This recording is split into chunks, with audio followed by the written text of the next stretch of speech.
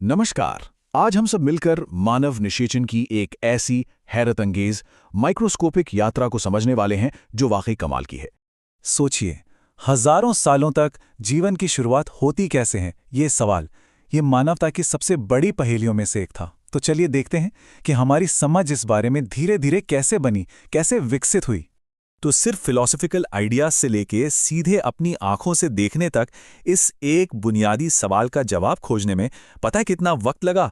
2000 साल से भी ज्यादा, सिर्फ ये जानने में कि हमारी शुरुआत आखिर होती कहां से है।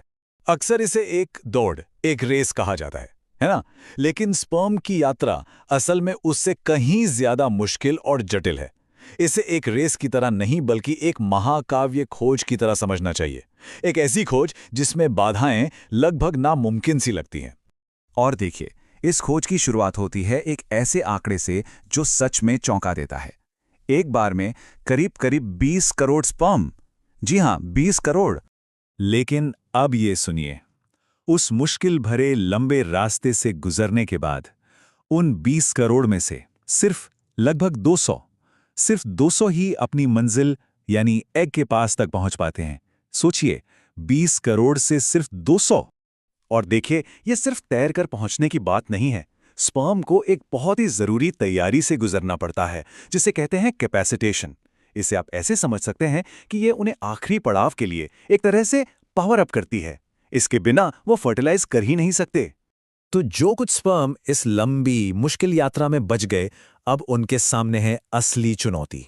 वो है एग का मजबूत सुरक्षा कवच। ये समझिए कि एक ऐसी मल्टी लेयर दीवार है जिसे सिर्फ और सिर्फ एक ही भेद सकता है। ये बिल्कुल एक 3 स्टेप सिक्योरिटी ब्रीच की तरह है। पहला कदम, बाहरी कोशिकाओं की परत को पार करना।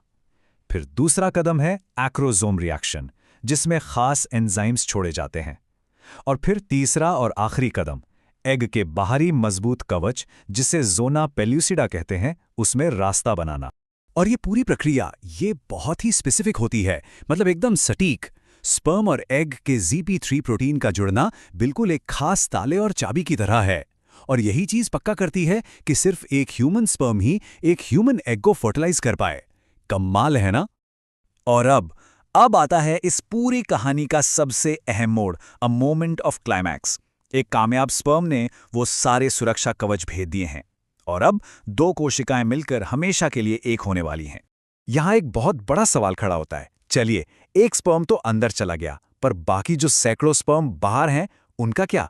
उन्हें अंदर जाने से कौन रोकता है? देखिए, ये बहुत ही नाजुक पल है। अगर एक से ज्यादा स्पर्म अंदर चले गए तो बनने वाला एम्ब्रियो जिंदा ही नहीं बचेगा। तो फिर एग ऐसा होने से रोकता कैसे?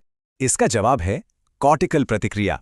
देखिए, होता क्या है, जैसे ही पहला स्पर्म अंदर आता है, एग एक जबरदस्त केमिकल फोर्स फील्ड एक्टिवेट कर देता है। ये फोर्स फील्ड एग की बाहरी परत को फौरन एकदम से सख्त बना देता है और नतीजा, दरवाजा हमेशा के लिए बंद। कोई दूसरा स्पर्म अब अंदर आ ही नहीं सकता। तो अब एग के अंदर स्पर्म की पूंछ गायब हो जाती है, उसका काम खत्म हो गया। और उसका जो न्यूक्लियस है वो मेल प्रो न्यूक्लियस बन जाता है, जो धीरे धीरे फीमेल प्रो न्यूक्लियस से मिलने के लिए आगे बढ़ता है। एक तरह का मिलन। और इन दोनों प्रोन्यूक्लियाई का मिलन, बस यही है वो पल। ये फर्टिलाइजेशन के पूरा होने का संकेत है। और इसी पल के साथ जन्म होता है एक बिल्कुल नई, जेनेटिकली यूनिक कोशिका का, एक नए जीवन की बिल्कुल पहली कोशिका। इस सबसे पहली सिंगल सेल को कहते हैं जाइगोट। और इसी एक कोशिका में वो पूरा का पूरा जेनेटिक ब्लूप्रिंट मौजूद होता है जो एक नए इंसान को विकसित करने के लिए जरूरी है। मतलब 23 क्रोमोसोम्स मां से और 23 पिता से, पूरा सेट तैयार। और ये जाइगोट, जानते हैं, ये बनते ही फौरन काम पर लग जाता है। कोई आराम नहीं। ये अपने नए मिले जुले डीएनए को तेजी से कॉपी करता है और अपना पहला डिवीजन, अपना पहला विभाजन शुरू कर देता है। 1 से 2 कोशिकाएं। और बस यहीं से एम्ब्रियोनिक डेवलपमेंट यानी भ्रूण के विकास के अद्भुत सफर की शुरुआत हो जाती है।